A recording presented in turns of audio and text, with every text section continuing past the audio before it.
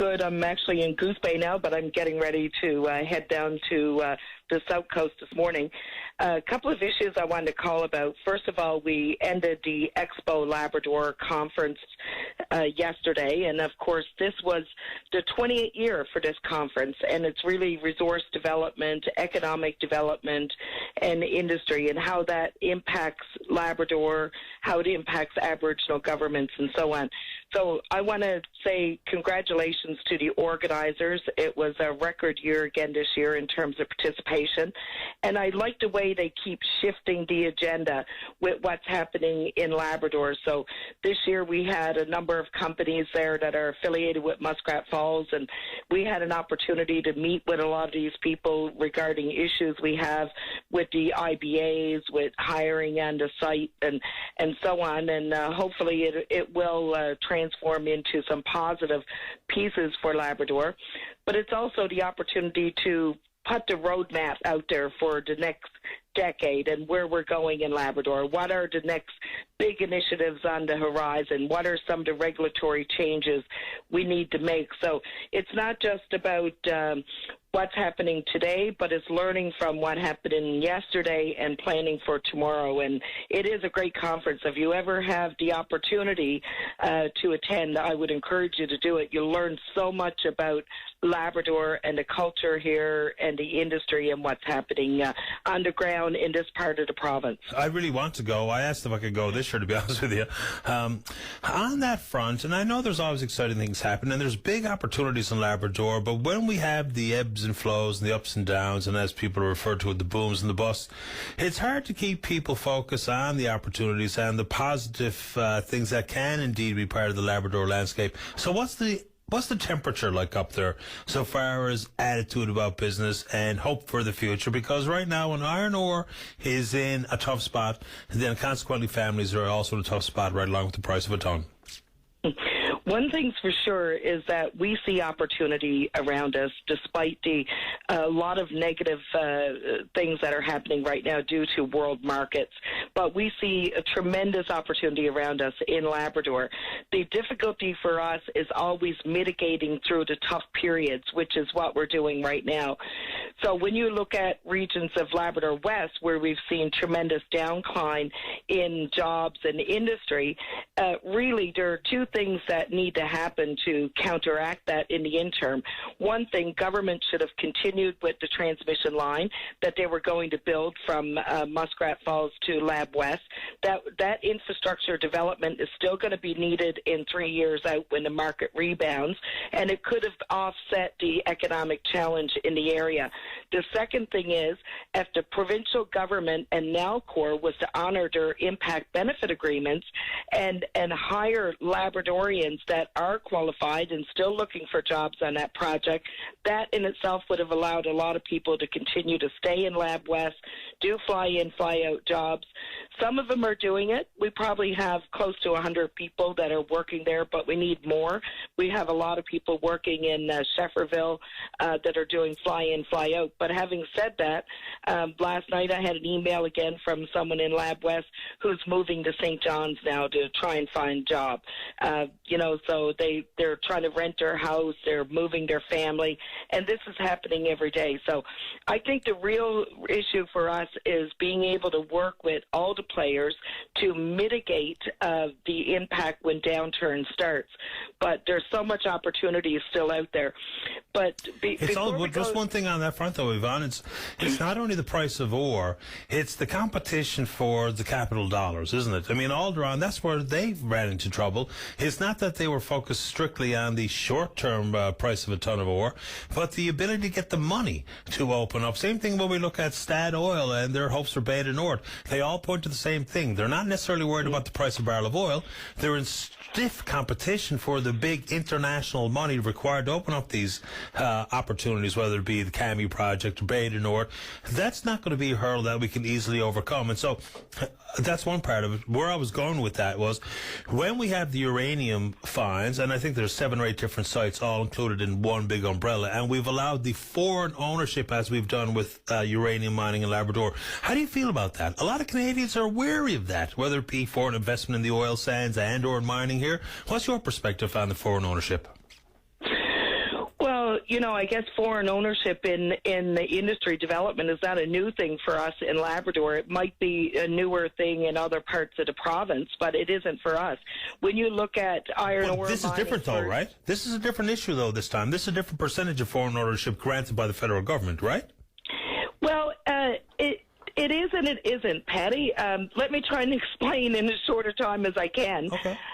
What has been happening before is that foreign ownership often went through Canadian entity. It didn't mean that they still didn't have majority shareholder or control, okay? Yeah. So when you look at what's happening in Lab West, so you look at some mines over there are completely funded by investments from China Steel out of Taiwan. You have other companies that were completely built by financial investments out of India. So you have a lot of those things that are happening and have been happening for a long time. What's happening right now, I guess, is a change in terms of ownership being viewed. So is the investment broker having complete ownership, or are they investing through another entity?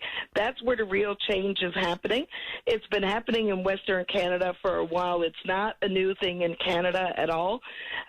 With what we just heard with Paladin Mines, yeah, they just got released for go-ahead under different scenario of investment where the ownership stays with the investor. Yeah. But I don't think you're going to see it any different than what we're seeing with Valley-Goose or what we're seeing with Tata Steel. It's still all investment that's coming from outside of Canada that is going into these industry operations. Yeah, and you're right, and I think that's well said. There's always been a foreign ownership dollar. The difference is if they funnel it through a Canadian entity or whatever the case may be. So that's a fair point. Anything else you want to talk about this morning, Yvonne? Well, actually, the two things I want to talk about. One is dust in Wabush, which I'm very upset about. Mm-hmm. Yesterday, there was a person in Wabush that was actually taken to emergency because of allergies to dust. That's how bad the dust has gotten in the community. People are sending me pictures every day. It is absolutely ridiculous. And what I'm upset about is that the government of Newfoundland and Labrador accepted a closure plan from Cliffs to close out their operation. They never took that plan to public consultation. There is obviously nothing in this that is addressing the current dust issues that people are dealing with over there.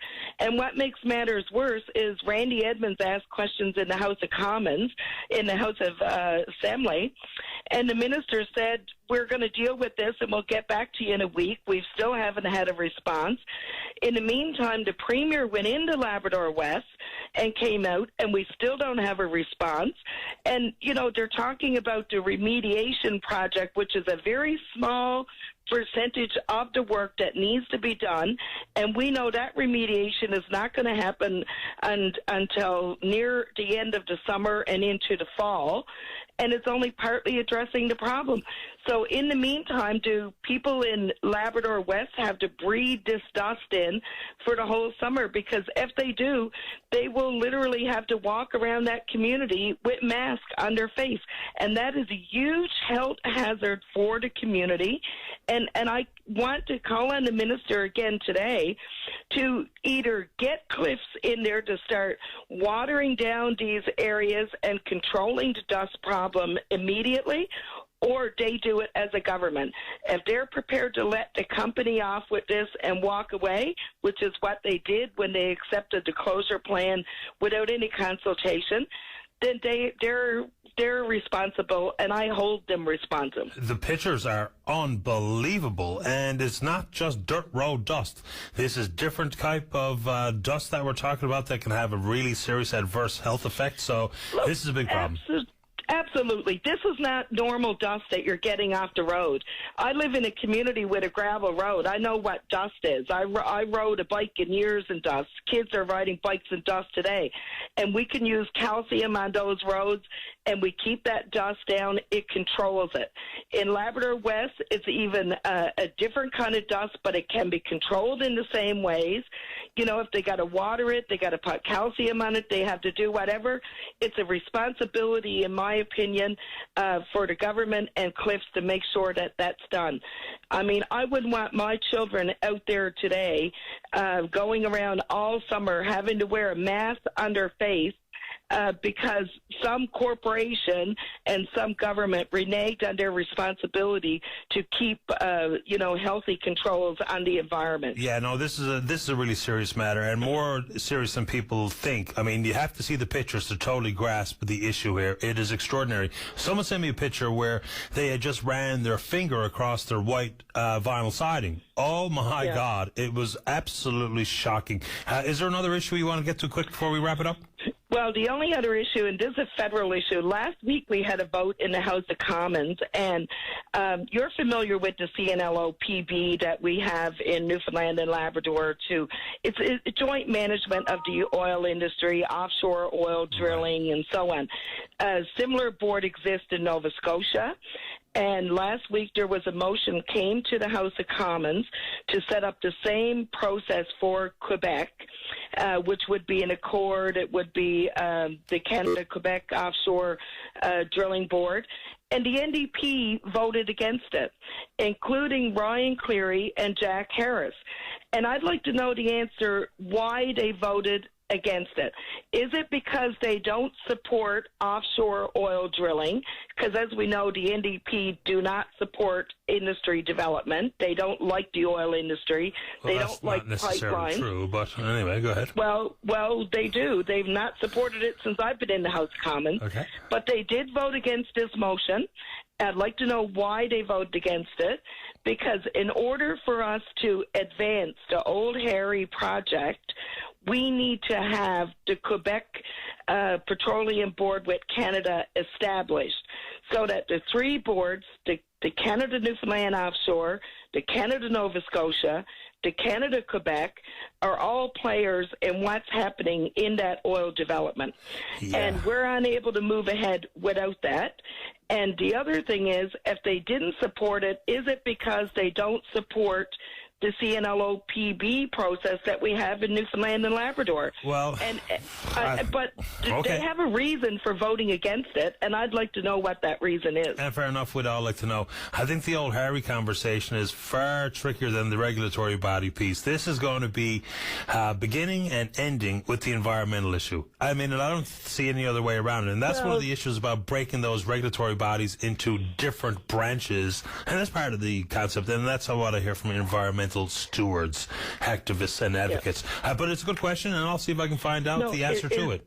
That's right, and there's lots to talk about on Old Harry, but right now I'd like to know, I heard Mulcair yesterday in Quebec saying, Quebec is distinct, Quebec is different, Quebec needs to be treated different. I don't know what that means to Jack Harris and Ryan Cleary, that they should get some kind of special treatment. Maybe they have a better process for Quebec, or maybe they just want to get rid of the C-NLOPB process in Newfoundland and Labrador. But either way, they did not support the process, and I'd like to know the reason why. Well, that's fair enough. I think that was convenient overlap of a couple of different issues there, but I understand your point this morning, Yvonne. I always appreciate and enjoy the phone call. All right. Take care, Patty. Take care of yourself. Bye-bye. Okay, you too. Bye-bye.